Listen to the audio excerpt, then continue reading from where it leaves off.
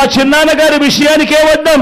మా వివేకం చిన్నాన్నను ఎవరు చంపారో, ఎవరు చంపించారో ఆయనకు, ఆ దేవుడికి, ఈ జిల్లా ప్రజలందరికీ కూడా తెలుసు ఏం జరిగింది అన్నది. కానీ బురద జల్లేందుకు ఇద్దరు చెల్లెమ్మలను ఎవరు పంపించారో, వారు వెనకాల ఎవరు ఉన్నారో మాత్రం మీ అందరికీ కూడా రోజు కనిపిస్తూనే ఉంది. ఇంకా ఆశ్చర్యం ఏమిటో తెలుసా,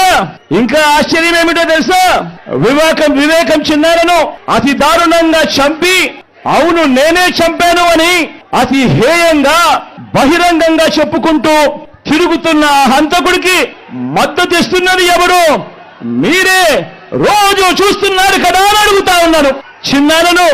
చిన్నారను అన్యాయంగా ఎమ్మెల్సీ ఎన్నికల్లో ఓడించిన వారితోనే, సంఖ్యాబలం లేకపోయినా కూడా ప్రలోభాలతో, అధికార బలంతో ఓడించిన వారితోనే ఈరోజు చట్టా పట్టాలు వేసుకొని తిరుగుతా ఉన్నారు అనంటే దానికి అర్థమేమిటి అని చెప్పి ఈ సందర్భంగా అడుగుతా ఉన్నా.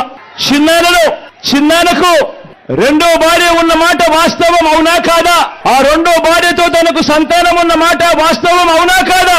అవినాష్ అక్కడికి ఎవరు ఫోన్ చేస్తే వెళ్ళాడు వంటి అనేక ప్రశ్నలు అవినాష్ తన అనేక ఇంటర్వ్యూస్ లో, తన ప్రెస్ కాన్ఫరెన్స్ లో తాను లేవనెత్తిన ప్రశ్నలు సహేతుకమే కదా అని చెప్పి ఎవరైనా అవినాష్ వైపు ఎవరైనా మాట్లాడితే చాలు వెంటనే వారి మీద కూడా అడ్డగోలు ఆరోపణలు చేస్తూ కుట్ర రాజకీయాలు చేస్తా ఉండడం ధర్మమేనా అని చెప్పి ఈ సందర్భంగా ప్రతి ఒక్కరిని కూడా అడుగుతా ఉన్నా.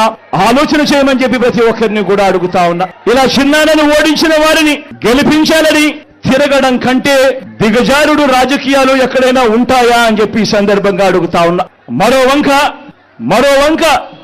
మరో వంక కాంగ్రెస్ పార్టీకి ఓట్లు ఎన్నొచ్చాయి?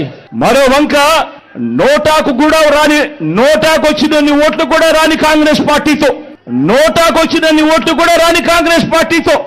రాష్ట్రాన్ని విడగొట్టిన కాంగ్రెస్ పార్టీతో, ప్రత్యేక హోదాను విభజన చట్టంలో చేర్చకుండా రాష్ట్రాన్ని దుర్మార్గంగా విడగొట్టి రాష్ట్రానికి అన్యాయం చేసిన ఆ కాంగ్రెస్ పార్టీలో చేరి వైఎస్ఆర్ గారి పేరును ఆయన చనిపోయిన తర్వాత ఛార్జ్ షీట్ లో పెట్టిన ఆ కాంగ్రెస్ పార్టీకి మొత్తంగా వైఎస్ఆర్ గారి పేరునే తుడిచి వేయాలని, కనబడకుండా చేయాలని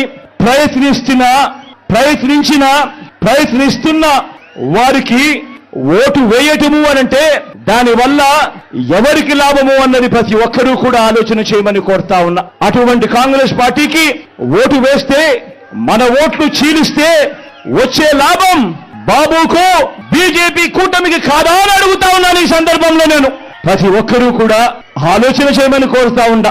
ఇదంతా కూడా మన ఓట్లను విడగొట్టి వాళ్ళను గెలిపించాలనే ప్రయత్నం కాదా అని అడుగుతా ఉన్నాను ఈ సందర్భంగా.